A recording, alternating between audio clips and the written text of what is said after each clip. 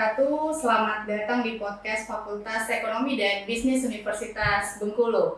Dalam rangka Disnatalis ke-44 Universitas Bengkulu, hari ini kita mendatangkan sosok pemimpin daerah yang memiliki peran besar dalam pembangunan Provinsi Bengkulu. Beliau adalah Gubernur Bengkulu yang dikenal dengan kepemimpinannya yang sangat dekat dengan rakyat dan selalu pro dengan rakyat. Telah bersama kita Bapak Gubernur Helmi Hasan. Selamat sore Bapak, Assalamualaikum warahmatullahi wabarakatuh, dan selamat datang di podcast Fakultas Ekonomi dan Bisnis Universitas Bengkulu.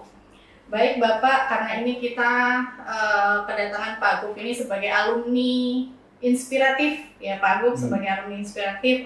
Saat ini kami ingin bincang-bincang dengan Pak Gub. Mungkin kita mulai dari awal perjalanan dulu nih Pak Gub. Kita flashback dulu ke masa mudanya Pak Gub waktu jadi mahasiswa di Fakultas Ekonomi dan Bisnis, khususnya waktu itu di jurusan manajemen ya, Pak Gub ya. Oke Pak Gub, dalam perjalanannya dulu seperti apa sosok Pak Gub saat menjadi mahasiswa Pak Gub? Ya, saya itu sosok demonstran mungkin. Jadi pakai celana jeans gitu kan, bajunya berantakan, pakai motor gitu kan. Ya.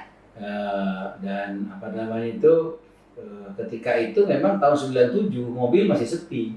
Ya. Jadi nggak seramai sekarang, pesawat cuma satu, pesawat Merpati Jakarta itu. Jadi saya kan sekolah di Jakarta, di SMA 100 Jakarta Timur. Nah kita dulu kalau namanya masuk fakultas atau universitas negeri, itu kebanggaan keluarga, kebanggaan dunia. Jadi kita di Jakarta itu kalau masuk universitas swasta, itu di zaman itu ya rasanya kok nggak pede. Maka kita kemudian pilihlah universitas, salah satunya adalah Universitas Bengkulu. Kenapa saya pilih Universitas Bengkulu? Karena saya dapat informasi Universitas Bengkulu ini indahnya minta ampun. Di depan kampus itu ada pantai yang sangat putih. Ya. Wah, bayangan saya seperti Hawaii. Wah, saya bilang enak juga nih kuliah di sana. Pas kita sampai ke Bengkulu, ternyata pantainya masih agak jauh. Dan ketika sampai di Bengkulu, saya merasa senang karena memang Bengkulu ketika itu masih banyak hal yang bisa kita buat. Saya walaupun kuliah, tapi tetap juga ada usaha kecil-kecilan. Ya. Karena ketika kita kuliah, kita ingin mandiri betul. Bagaimana sih caranya mandiri? Maka ketika kuliah itu, ya hampir kiriman-kiriman dari keluarga itu nggak tersentuh. Karena saya ketika itu sudah mulai usaha buka warung nasi gitu kan. Padahal kalau ditanya, ngerti nggak bumbu dapur? Nggak tahu deh. Ya. Tapi saya punya prinsip, if there is will, there is way. Jika ada kemauan, di sana akan ada jalan. Maka ketika itu kita sempat di gang bersama, ya kan ada juga di gang 3, buka warung di sana juga. Dan selain itu kita aktif di kampus, di Senat, aktif di HMI, aktif di BEM, ya. Sehingga kegiatan-kegiatan ekstrakurikuler, saya juga di Ikatan Senat Mahasiswa Indonesia, aktif juga. Sehingga memang dunia kampus itu bukan hanya dunia kita masuk kuliah begitu, tetapi dunia organisasi, dunia bisnis, dunia usaha. Dan targetnya walaupun banyak kesibukan nggak boleh nggak lulus, jadi tetap harus lulus maksimal 4 tahun. Ya. Nah syaratnya apa? IPK nggak boleh di bawah 3 gitu kan, walaupun aktivis IPK harus 3 ke atas. Sehingga alhamdulillah IPK bisa 3, lulusnya sebelum 4 tahun. Setelah itu dan banyak sekali ya yang menarik di Universitas Bengkulu. Jadi semuanya saya alami itu pertama kali di Universitas Bengkulu. Ya, pertama kali nyuci baju itu ya ketika di UNIF. Pertama kali ya untuk kenal wanita itu di UNIF gitu. Kenal pacaran tuh dulu di SMA saya nggak pernah pacaran. Dan menemukan jodoh itu pun di UNIF gitu kan, di UNIF. Sehingga kenangan mengenai UNIF sangat banyak sekali. Sehingga ketika kuliah ya UNIF lah pilihan. Oke, artinya memorable sekali ya begitu kembali ke kampus ini, banyak sekali kenangan-kenangan yang bisa membuat Pak Gub ini terngiang-ngiang lagi dengan masa mudanya. Baik Pak Gub, tadi menarik juga bahwa Pak Gub ini bukan termasuk tipe mahasiswa yang kupu-kupu kalau sekarang Pak Gub ya, kuliah pulang. Sepertinya Pak Gub ini memang sudah aktif dari SMA mungkin ya Pak Gub ya, di organisasi ya. Saya SMA Rohis dulu. Oke. SMA sempat ketua Rohis ya di SMA 100 Jakarta Timur. Ya. Kemudian di kampus saat itu di aktif kampus sebagai Aktif di HMI, aktif di Senat, aktif di DPM ketika itu. Ya, artinya ini bisa perjalanan Pak Gup ini dalam pembentukan karakter mungkin saat itu ya Pak Gup ya, karena transisi ketika kita masa sekolah ke kuliah itu kan luar biasa. Artinya ini bisa menjadi salah satu pembentukan karakter juga ya Pak Gup ya. Apakah pada saat itu jiwa kepemimpinan itu sudah ada berarti Pak Gup dari zaman kuliah itu ya? Waktu kuliah sih sebenarnya saya dapat semua itu kuliah, karena memang di kampus kan beda dengan SMA. Ya, kalau SMA itu kita cerita soal paling banyak tuh di kelas, sifat itu menerima. Sedangkan kalau kuliah ini nggak begitu. Kuliah ini banyak kita yang mencari, bukan hanya di bangku kuliah di kelas, tapi di luar. Saya dekat dengan senior-senior, jadi kalau saya kepengen belajar cara berkomunikasi dengan banyak orang, maka saya lihat senior saya paling jago siapa. Oh si A ini udah saya datangi ke rumahnya. Saya datang ke rumahnya, ngobrol-ngobrol, kadang sampai nginap, makan di situ berhari-hari, berbulan-bulan. Sebenarnya saya lagi belajar ilmu dia, gimana nih cara dia di tengah kerumunan massa, bagaimana dia meyakinkan massa, bagaimana dia memimpin satu pertemuan yang kemudian dia bisa mengarahkan pertemuan itu menjadi pertemuan yang produktif. Dan kemudian ada senior yang jago nulis begitu kan, kita juga main ke rumah dia atau kita ajak dia diskusi, ada buku yang menarik kita bedah buku. Sehingga kemudian banyak pengalaman-pengalaman itu pembelajaran itu bukan hanya di dalam kampus. Dan dosen-dosen pun ketika itu kita anggap sebagai teman. Kalau misalkan ada dosen yang kita panggil dia abang gitu kan, sebagai bentuk keakraban kita begitu. Dan alhamdulillah ketika di kampus ketika itu luar biasa lah, menyenangkan, dosennya baik-baik. Kemudian ketika itu beasiswa banyak sekali di UNIF, apalagi di manajemen ketika itu kan. Dan kita juga di kampus-kampus besar di Indonesia sering diundang, karena kita juga tergabung dalam Ikatan Senat Mahasiswa Ekonomi Indonesia. Sehingga banyak tuh pertemuan nasional yang kita hadiri. Karena salah satu organisasi. Maka pesan saya kepada adik-adik mahasiswa, tidak cukup hanya kita pintar di kelas saja, tetapi pintar juga untuk mencari pertemanan, jaringan begitu kan, pengalaman-pengalaman di luar kelas begitu kan. Sehingga inilah yang sebenarnya modal besar ketika kita nanti setelah selesai dari kampus. Gitu.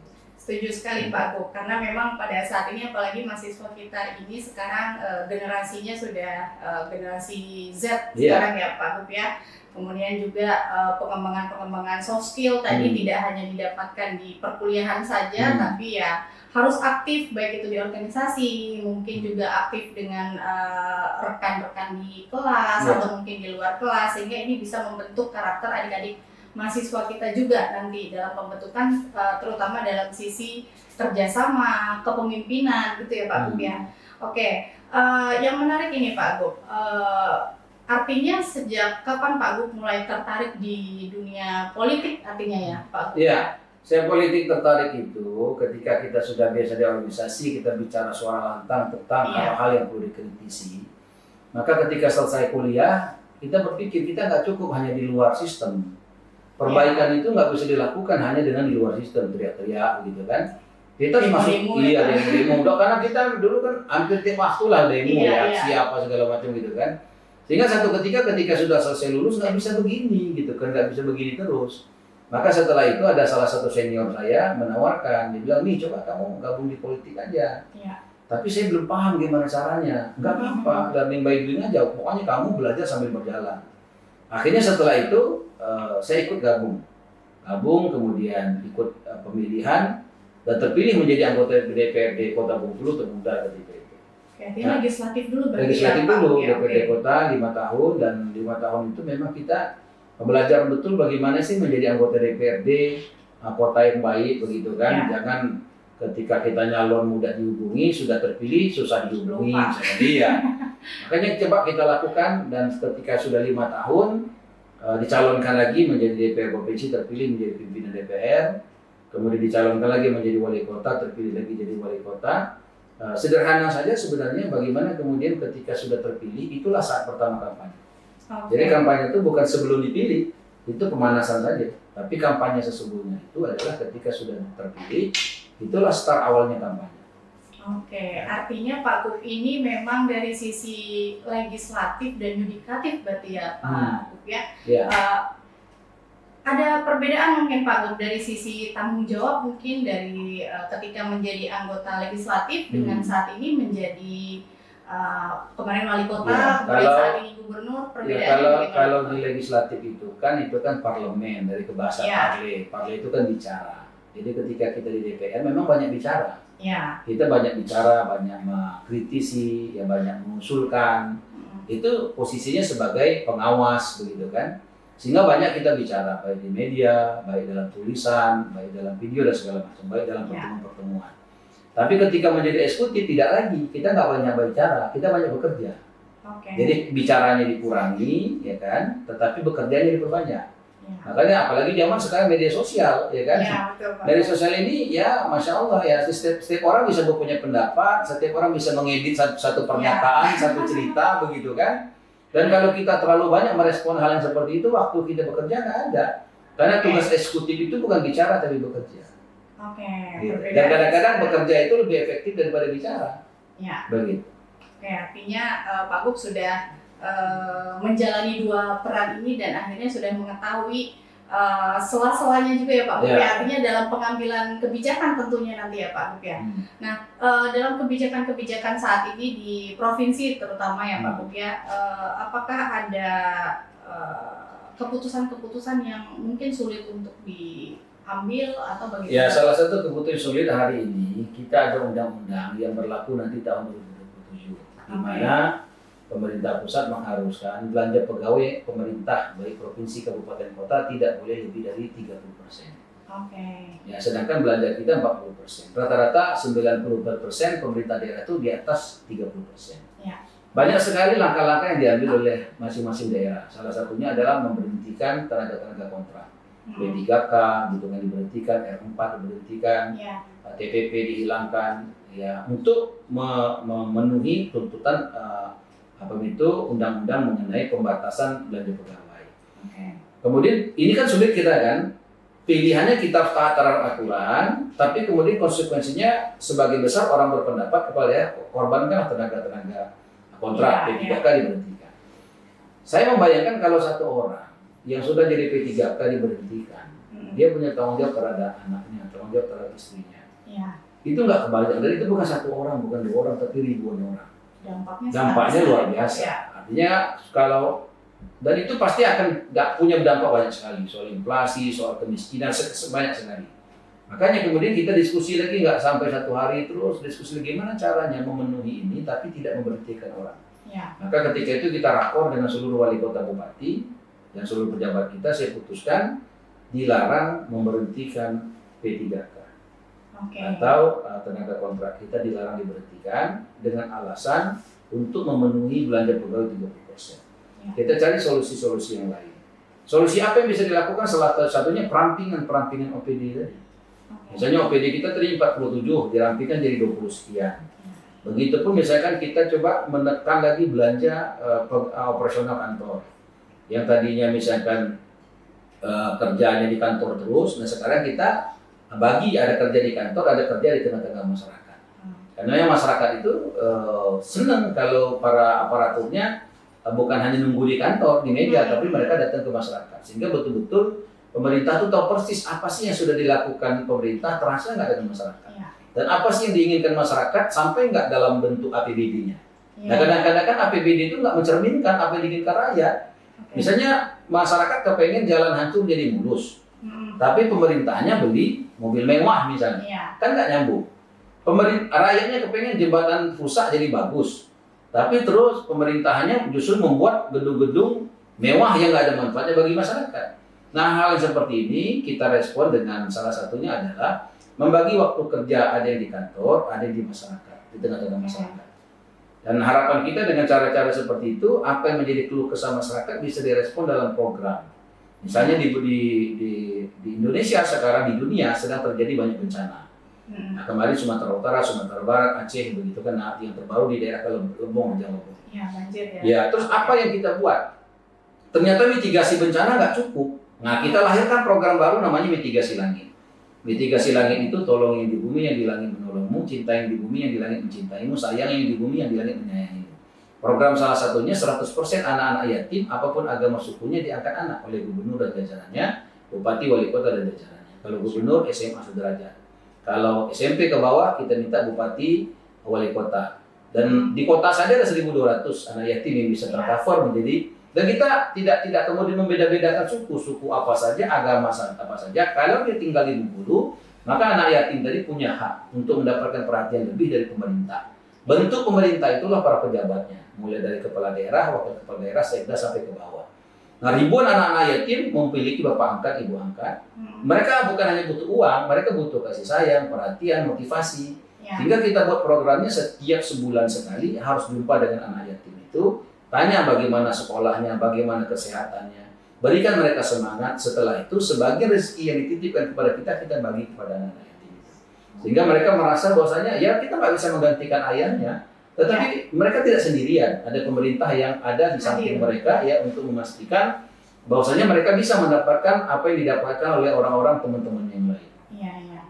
Oke. Menarik Pak Bu, artinya dari setiap keputusan tadi, kebijakan yang dilakukan oleh Pak Bu, berarti tidak lepas juga dengan pro dan kontra ya? Iya, pasti. Ya, pro kontra itu sama dengan branding kita merah putih itu kan? Selalu ada pro dan kontra. Pada kontra itu biasa. Ya, bagaimana Pak Bu menyikapi pro kontra itu? Pro kontra itu sebenarnya bagian daripada syarat untuk FYP. Oh iya.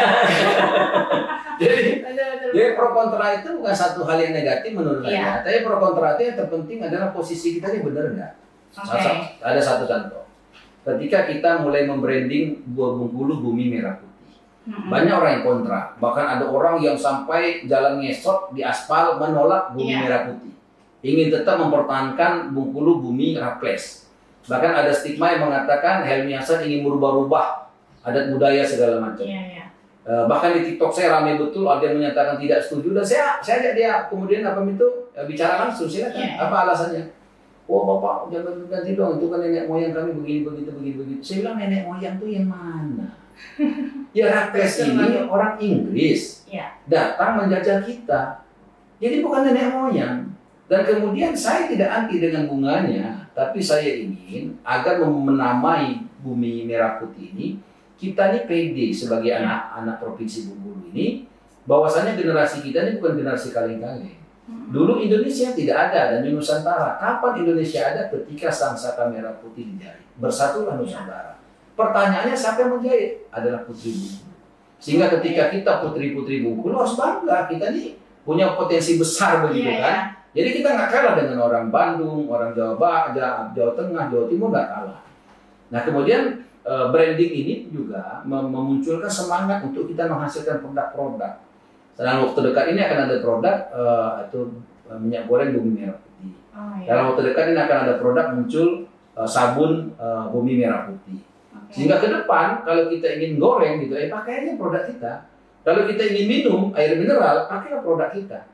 Kalau seluruh kita sudah mencintai produk kita yang dari Bengkulu, maka kemudian di situ ekonomi akan hidup, lapangan pekerjaan akan tercipta. Dan kemudian kita mulai dari Korea ya. Korea dulu apa sih Korea? Jauh dibanding Indonesia, nggak ada apa-apanya. Tapi hari ini, ya kan hampir seluruh status anak-anak gadis di Indonesia itu foto-foto artis Korea sekarang. Nggak ada lagi artis-artis Indonesia jadi profil, nggak ada. Dan kemudian tontonan-tontonan orang sekarang itu drakor, dracin, ya kan? Itu begitu semua. Nah kenapa nggak ke depan itu ya Bengkulu ini bahasanya pun orang senangi, makanannya pun orang senangi, tempatnya pun orang senangi, dan itu tidak lepas daripada branding. Kalau kita nggak branding, ya kan? Dan brandingnya pun memang harus ada nilai yang kemudian menjadi motivasi bagi orang, bukan bahkan menjadi malu kan gitu. Nah merah putih itu kan pesan-pesan persatuan, bahwasanya ya semangat ya kan. Dibawa kemana? Ke rumah tangga nih, rumah tangga syaratnya menjadi rumah tangga sakinah persatuan. Bagaimana suami istri betul-betul punya persatuan, anaknya begitu. Tapi kalau kita bawa misalkan Raples tadi, orang bingung. Siapa Raples dulu jajah daerah kami, nenek datuk kami ditempelan di sepaknya. Itu siapa dinamukan nama dia? Kan bingung orang kan? Gitu kan? Ketika kita jelaskan itu, karena bunga itu saya tidak anti. Bunga itu sebelum ada nenek datuknya Raffles Metean pacaran, itu bunga lah dari Bengkulu. Kalau orang Rejang namanya bunga sekedai, orang Selatan namanya bunga kibut. Kalau orang awam namanya bunga bangkai. Ya. Nah kan, kalau dilihat bentuk bunga itu warnanya cuma dua, warnanya merah dan putih.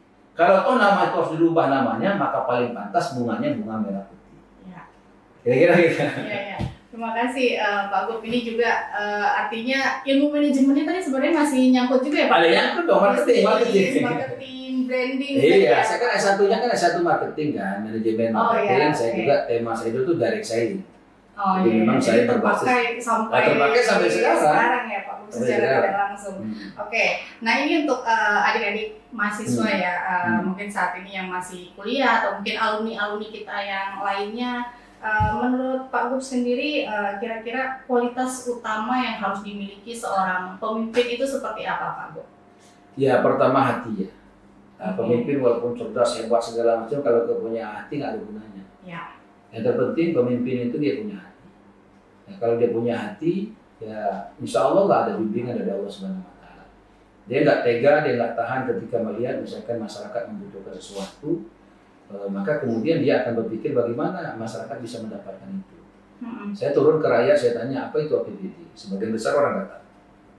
Maka saya katakan APBD itu ini Bu, ambulan. Ya kan kebanyakan orang nggak tahu APBD, nggak pernah merasakan, nggak pernah menggunakan. Maka dalam bentuk APBD dalam angka rupiah itu kita jadikan bentuknya apa? Jalan hotmik misalnya. Jalan yang tadinya hancur jadi mulus. Ini APBD. Ya ibu sudah merasakan, ibu sudah melihat, ibu sudah menggunakan. Apa itu APBD? Inilah ambulan gratis tadi. Ya kan, tahun kemarin kita beli 130 unit, tahun depan juga begitu. Hingga target kita minimal betul separuh dari setiap desa di Provinsi Bengkulu bisa menggunakan APBD itu dalam bentuk ambulan gratis. Karena APBD itu uang rakyat bukan uang gubernur, maka harusnya uang rakyat itu dibelanjakan sesuai dengan seleranya masyarakat. Memang betul nggak akan mungkin semua orang puas, iya. Tetapi minimal kita sudah bisa merespon apa yang diinginkan oleh orang kebanyakan. Bagaimana infrastruktur jalan jadi mulus, bagaimana jembatan jadi bagus. Tapi tantangannya ada tantangannya. Ada di TikTok saya itu orang komen, Pak, elok-elok jalan kami, 80 tahun kami ini jalan buruk. Ya saya bilang saya baru 1 tahun, ya kan? Tapi kan masyarakat nggak paham bahwasanya kepemimpinan ini bukan akumulasi. Ya. Dulu itu saya nggak bisa intervensi, yang saya bisa intervensi sekarang, ya kan? Dari tahun saya pertama dilantik sampai sekarang. Nah kalau kita sajikan bahwasanya belanja APBD itu nggak bisa langsung dimsalahin, ada proses setiap tahun, ada batasan maksimalnya. Tetapi memang zaman sekarang masyarakat nggak boleh kemudian disalah-salahkan karena setiap orang punya hak untuk menuntut apa yang menjadi itu hak-hak mereka. Salah satu hak mereka adalah memiliki jalan mulus, hak masyarakat itu mendapatkan pelayanan kesehatan yang maksimal, pendidikan dan segala macamnya. Tapi kita juga harus menyampaikan bahwasanya kita punya keterbatasan anggaran. Yang di situ harus ada pilihan-pilihan yang ahli bijaksana, mana yang harus diprioritaskan, mana tidak. Seperti misalnya kita bangun jalan, Kabupaten Benteng, apa Benteng itu katanya 200 miliar, yang kami ini cuma 30 miliar.